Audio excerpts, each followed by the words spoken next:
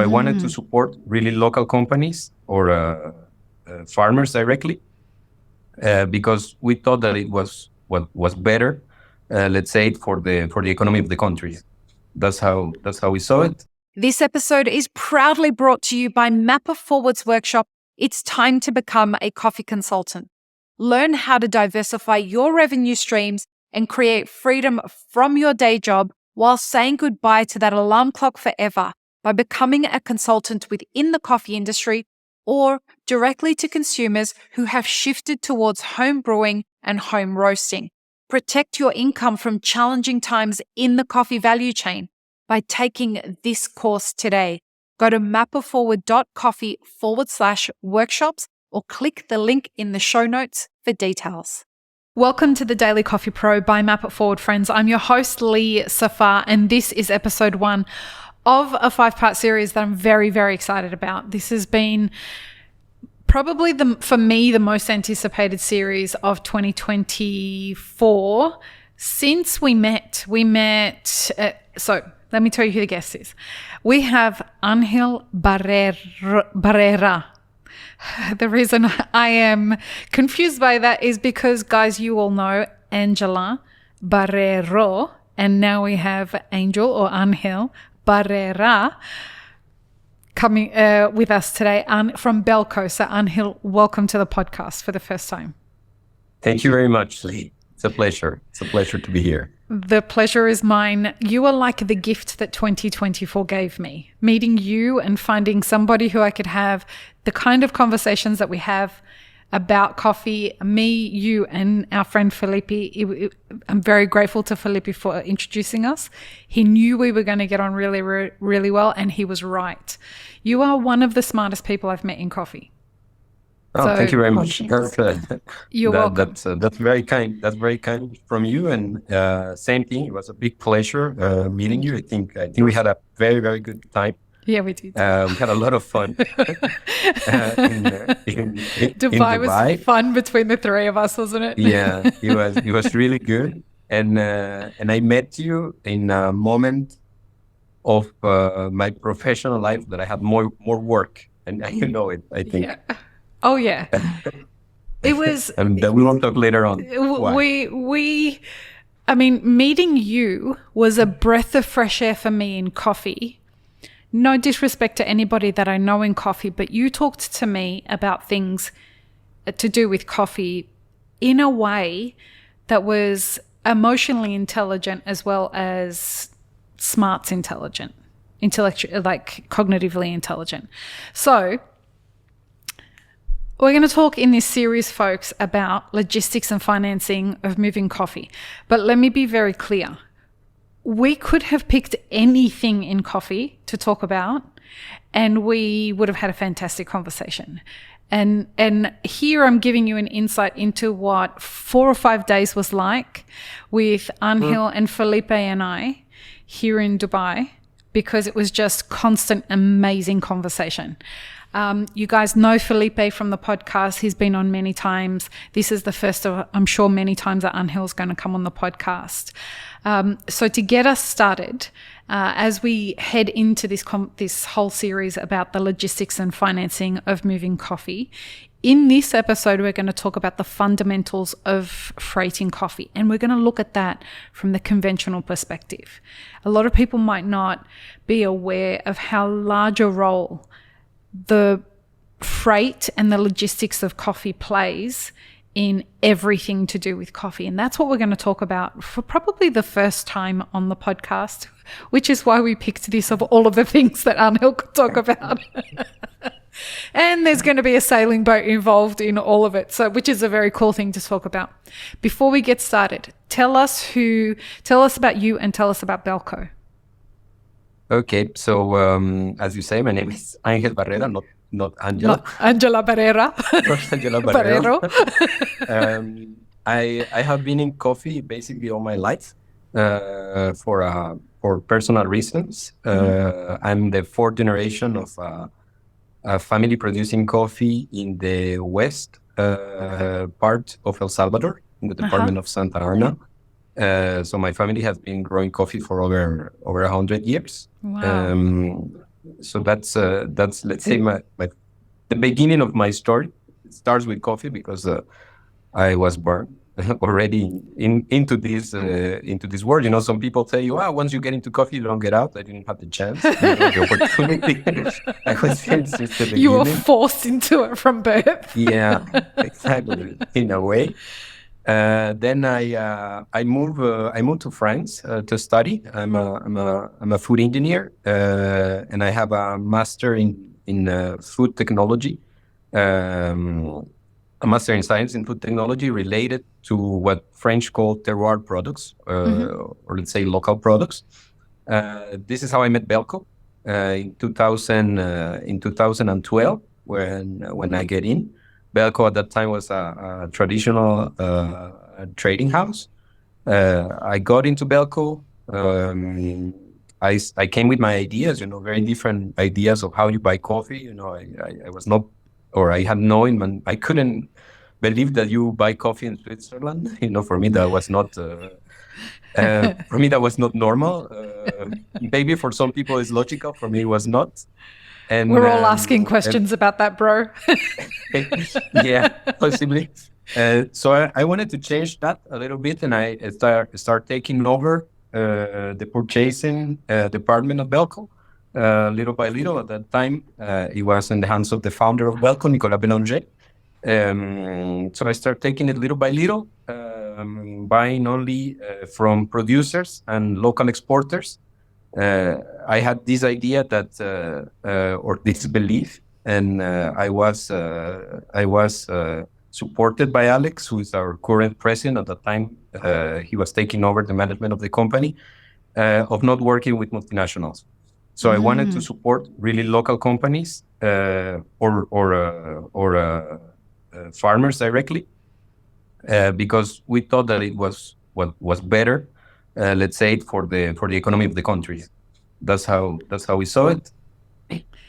I want to ask you something there, if that's okay. This is when I start interrupting.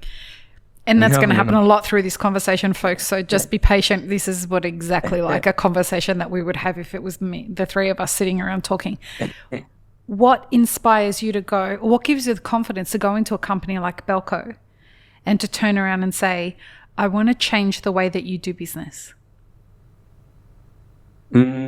I think it's a human connection. Certainly, I had a very from the beginning. I had a connection with Alex, who is our current president, and also with Nicolas. I think I owe them a lot professionally on who I am currently, and I think it made a human connection that in a way they trust me. I was 23-year-old. At that time, who would trust a 23-year-old son of a producer to start buying coffee? So I think it would be that, and then it was this is something that it is quite a lot in Belco. That you want responsibilities, there you got them. Really, that's the company culture. Yeah. So you want them, here you got them. And then, of course, you are responsible for them, and that's very important. I remember the first container I bought as a professional. I bought it to FAF, and shout out to Felipe. Yeah, and at the time it was Felipe with Marcos and his other brother. Okay. With Marcos and his other brother Daniel. And I remember that at that time Nicolas told me, if you buy it, you need to sell it. Oh. And already at that time, I'm talking to you about 2012, you were not accepting to pay a little bit more. You were paying almost twice the price of the market at that time. Wow. So it was quite of a challenge. So that, I think it makes me grow a lot, to start building up in a company that changes also, because it changed of ownership in 2014. Our founder stepped down. decided to step out. The minority stakeholder at that time took over the company, And with that, I took the purchases department as a whole. So I was buying for all over the world. So I see also that changing, and then in a moment we were a small group.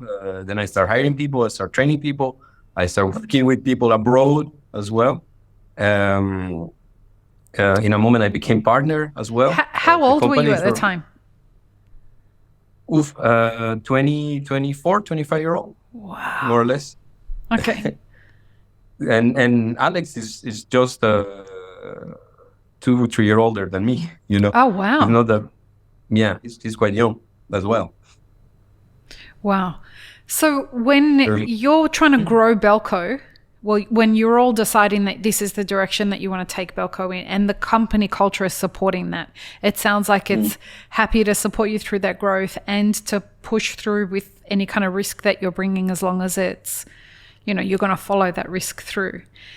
At what point do you start realizing, because as you said, your background is in food technology, right?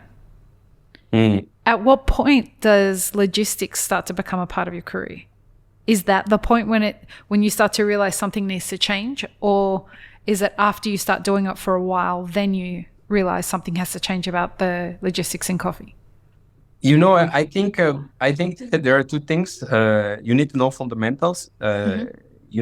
Fundamentals from one part of the purchase. Is the market and is the currency. Those I learned them by my father. Oh, wow. Yeah, because imagine this, in 1998, my dad bought me a computer and put internet at home so I can follow the market every day. How old were you? I was 12-year-old. Wow. So you were following the market at 12, trying to understand the sea market, trying to understand foreign exchange. So imagine I had 30 minutes of internet per day, and apart, if I wanted to, I don't know, download a song or something, I already had to see what the market was doing. And it took 3 hours to download a song. Yeah, exactly. So it was not easy. And at the same time, it was a very hard time because 98 up to 2002, we touched the lowest prices in coffee since the sea market, because we touched 44 cents, I remember. And it was so I learned stress as well. Right. Because in countries like El Salvador, you have hunger, where, there was a long time that we didn't have that. So I would say the fundamentals, I learned it because of that. Because, my dad, now he's 84-year-old, is a person that has never used a computer. But I was fixing for him the lots he was selling to the local exporters or the cooperatives. At I would 12? say at 12, yeah. Wow. So let's say that's how I understood the fundamentals of coffee, and then the fundamentals of logistics. I get to know them when I first start buying coffee at Belco. Because, as I tell you, 15 years ago, basically trading houses, they were buying from multinationals out of a catalog, and they will deliver you the coffee in your warehouse, and you will have 30 days for payment. That was at that time. And of course, there were some disruptive companies that started changing that, going directly, working with farmers, etc. So that means that by starting to buy directly, I had to understand the logistics. And at that time, we were using a freight forwarder who will take the coffee from the port, but that's just one part. We will also have a person that will help you make the booking for your containers, and of course your finances changes, because as I was telling you, if you pass from 30 days payment once the coffee is in your warehouse to pay when the coffee ships, it's a 60-day difference. So it starts to change, and then it moves back and back and back and back. And I would say, so I understood that, I think, thanks to the fact that it was a small company that we had to pretty much do everything. And was there anybody at the company that was clued into how to do this, or were you guys all learning on the job? Honestly speaking, I mean, we had a freight forwarder, we had a warehouse. Yeah, you were outsourcing everything.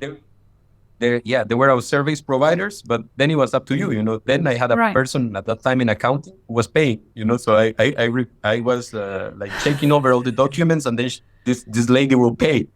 But you know, I didn't have anyone to say, okay, do this. You know, I had to do it. Right. So let's talk about the fundamentals of freight, because you learnt from it, like the whole DNA of it. It sounds like. How many years have you been at Belco? Since 2012, so 12 years. Okay. So this is something you've been doing for some time, and you've helped the company get to some very, very innovative stuff that they're doing, and very exciting stuff that we will talk about through this series. But 12 years ago, even at that time, a lot has been changing from then till the pandemic. And then during the pandemic, a lot shifted again. So if we were to talk about the fundamentals of freight with regards to coffee, what is it that people need to just know as a basics as we start this conversation through this series? I think it's a matter of concepts. I think there are a lot of concepts that are not clear for people. You know, some will call an importer a shipper, but an importer is not a shipping line. Right. Some will call an exporter a charger, but it's more than that. So, you know, I think there are concepts that need to be clear in the mind of people to understand.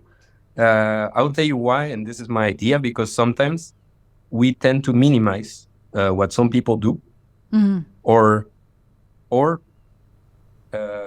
in purpose, we shadow them. Right. And one side or the other, it leads you to the same thing, you know, not knowing or not understanding what is being done, what is done. So who are the main players? Because people seem to think that logistics happens the same at every origin and from every origin to every consuming country. Let's start understanding the fundamentals of freight in coffee by addressing that. Is freight the same in every origin, and does it work the same at every origin? And is it the same to every consuming country? I think it will depend on which kind of freight, because if you talk about sea freight, you have I don't know, maybe you can count with the fingers of a hand the shipping lines that are all over the world. You know, so it's very simple. Then if you talk about inland transport in the countries, you can have local transporters that are very strong in their country, maybe in their continent, some like in Europe, but in some other places they could be just regional. You know, so I think it will depend the concentration that you can have, and of course you have some companies that are big and that will say, okay, I'm big here, I will stand myself here as well. So I think it will depend on what kind of freight you're referring to. That's a really great point, because a quiote is freight, right? Like if there's somebody who's moving the coffee inland, it's still the same part of the freight, but that may not exist in Kenya. It exists in Mexico, it exists in Colombia, but it's not happening in Kenya.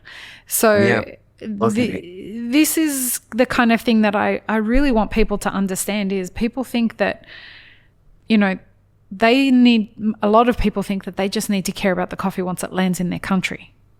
And what I would like people to understand, go ahead. And what I'm telling you, that I think it's important to understand the concept, because I didn't finish introducing myself. Sorry. But go ahead. Example, I interrupted you. I'm sorry. No. It's even myself that could myself. You know. But I had, when I was in France. Some roasters will tell me like, but you are more expensive than, and they will quote me the price of a shipping line, and I would say, but I'm not a shipping line. You know, I'm doing more than that, than just a shipping line. And right now I'm on the other side because here we are exporters in Colombia. So basically, it would really, I think it is important for people to understand that, to say, okay, an importer is not a shipping line. I mean, if you can buy your coffee, then you go see a bank to get the finance to pay a freight for a shipping line. But then it's also a matter of timing. If I understand what you're saying correctly, people are minimizing the value that you're adding by being an importer. Correct? Like, I think you're importing the coffee. You're not just shipping the coffee, you're importing it and taking care of stuff, which is involved, like it involves choosing the coffee and bringing the specific quality into the country and making sure all of this stuff. And what you're saying is that people were looking at you like you were just, in inverted commas, a freight company. Yeah. And not recognizing the value that you're adding as an importer. Yeah, exactly. Because, I mean, you also have the difference between an importing company and a broker, for example. Yeah. A broker is not the same thing, and it's another thing, the importer buys a position. The broker does not buy, just put two people in contact. And I think it is important, to recognize. I won't say, because I come from Belco to say, like victimize and say, people don't recognize the importance, etc. But I think people need to know I think you're right. What every actor does, because at the end, if you finish by minimize or by shadow, as I was telling you, because you can have both. Some people will minimize and say, I don't care. They just need to ship and finance me, or other to shadow. They say, I don't want them to be seen at all. I don't want them to exist, etc. Because at the end, we are part of a chain. And I think it is important for a chain to have a future, not to break at any point. Let me ask you, that you raised something that's really interesting there. Why is logistics and financing intertwined? Why is logistics and financing? People don't recognize how connected these two things are. A lot of people in our industry don't really understand how coffee is financed. But there is an interlocking between financing and logistics. Why are these two things connected? Or traditionally, why are they connected? I was telling you in the beginning about the fundamentals of coffee, getting to understand the market, the currency, etc. I always say, it's like learning to read and write. At the end, it's up to you which books are you going to read, what do you want to write. You need to know them. And logistics and finance, I think it's extremely important, and people should know it, because of being naive about it or not getting interested into it that we are seeing the ultra concentration that we are seeing nowadays. In Switzerland, because a lot of people, no, I mean in general, for no one is a secret that the coffee industry is getting ultra concentrated. And it's because of that. It's because companies do not own their own logistics or financing, and at the end, it's like you don't own. What was this phrase of Mandela? To say I'm the captain of my soul. Who can it be if you don't have in your hands your fate? Yeah, I'm the captain of my own destiny. I think he said something like that. Yeah. I'm very sorry, I killed the phrase, but no. It's same. In a way, that I think it's extremely important, because you need to know, because at the end is what gives you independency and autonomy to do what you want to do as a company. When you go to the bank, if we're talking about fundamentals here, when you go to a bank, well, let's say, and guys, I've never bought coffee in my life, so I'm going to ask all the stupid questions so that you don't have to. So when you want to buy coffee, you go to a bank, and let's say that you are an importer, you're Belco, and you want to organize all of this. What interest does the bank have in the logistics? Why do they care what is going to happen with the logistics of the coffee? I think in the logistics, I think it will depend because it is at the end they're giving you the crane lines to you. Then it's up to you to pay on time and etc. But what will be interesting, it's all about the timing, and this is what I was telling you. I always have called something. I have a concept for it that I said the specialty coffee gap. Specialty coffee gap. Tell me more. Yeah, it's we pass from an industrial way of working. When imagine I'm a coffee farmer. Let's say I'm a coffee farmer. I produce coffee in El Salvador, it's country I know the most, even if I'm now living and based in Colombia. I will get my first rains in April. So in April, if I get my first rains, I can have a forecast of what I'm going to harvest for the next one. So as a producer, I can go see a local exporter and say, I'm going to produce 2 containers. So I will sell to you, let's say, half of it.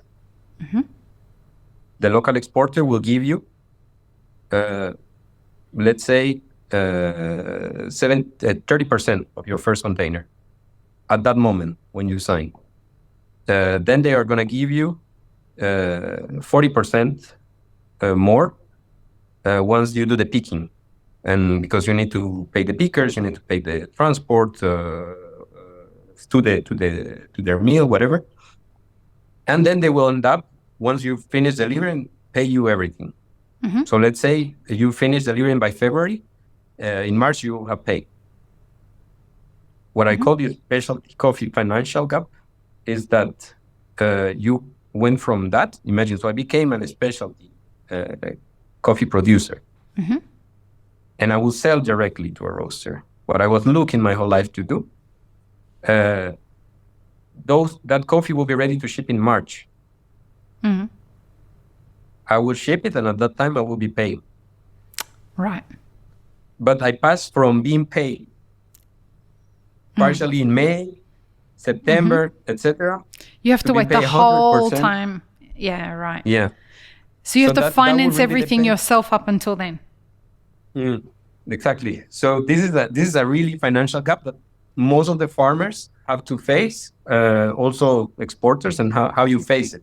So for the bank, what is important is always about what is the rotation you have on your inventory. Okay. It can be called a producer, an exporter, then an importer, of course. Right. Okay, that's perfect, because that leads us up to the next episode where we're going to talk about why things are changing in logistics. So join us for the next episode, folks. We jumped around a little bit then. That was all my fault because I interrupted him far too early, but I promise this series is going to be great. Stick with us. Peace, love, and peanut butter. Have an amazing rest of your day. I really hope you enjoyed this episode, friends. Please don't forget to show us some love by subscribing, liking, commenting, and most of all, sharing this podcast with your friends. Check the show notes for links, including our sponsors and our Patreon. And stay tuned for more great conversations on the Daily Coffee Pro by Map It Forward.